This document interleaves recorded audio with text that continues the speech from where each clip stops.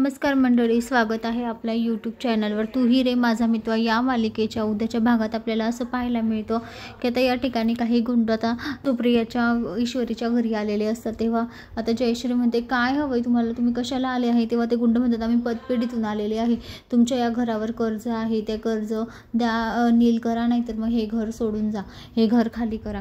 तेव्हा आता सुप्रियाला आणि ईश्वरीला आणि जयश्रीला हे ऐकून तर खूप मोठा धक्का बसतो. तेव्हा ते गुंड धमकी देत असतात, चला चला खाली करा, नाही तर आम्ही वस्तू फेकून देऊ आता इकडे तिकडे करून, चला काढा, आमचं घर खाली करा, नाही तर मग कर्ज फेडा, असं ते म्हणत असतात. तर आता इकडे ईश्वरीसुद्धा खूप घाबरलेली असते, तिला काही सुचतच नसतं काय करायचं काय नाही.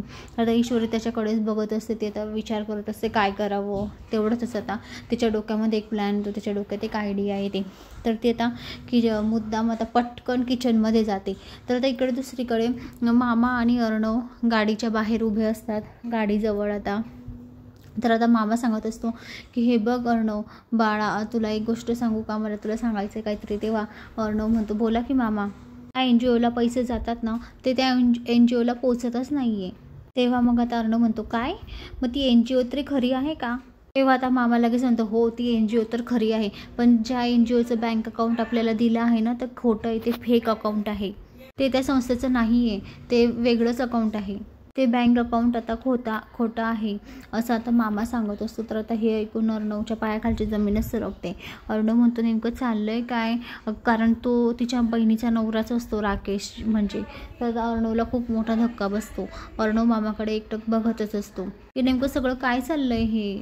राकेशच्या बाबतीत आता अर्णवच्या डोक्यामध्ये विचार चालू असतात की हे सगळे पैसे राकेश तर खात नसेल, आता असे विचार आता अर्णवच्या डोक्यात येत असतात. तर मंडळी आता दुसरीकडे आता ईश्वरी आता किचनमध्ये जाऊन कढई, तेल तापलेलं कढई घेऊन येते आणि ते गुंडांना म्हणते, हे बघा आता जर कधी तुम्ही पुढे आले आणि जर कधी धमकी दिली ना, तर हे तेल तुमच्या अंगावरच फेकेल, इथून जा, नाहीतर मग तेलच फेकेल तुमच्या अंगावर. आता अशी धमकी आता ईश्वरी गुंडांना देते. तर आता ईश्वरी गुंडांना पळवून लावते.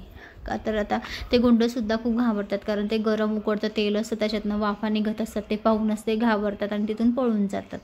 तर मंडळी ईश्वरीला आणि सुप्रियाला त्यांना कळणार का की हे गुंड आता लावण्याने पाठवलेले आहे, आणि इकडे अर्णवला समजेल का की राकेशचे काय डाव चालले आहे काय नाही, त्याने स्वतःच खोटं बँक अकाउंट दिलं आहे की काय, येणाऱ्या पुढील भागात आपल्याला पाहायला मिळेल. तर मंडळी अशाच मालिकेच्या नवनवीन अपडेट्ससाठी चॅनलला लाईक आणि सबस्क्राईब करा, शेअर करायला विसरू नका, आणि प्लीज ज्यांनी चॅनलला सबस्क्राईब केलं नसेल तर प्लीज चॅनलला सबस्क्राईब करा. धन्यवाद.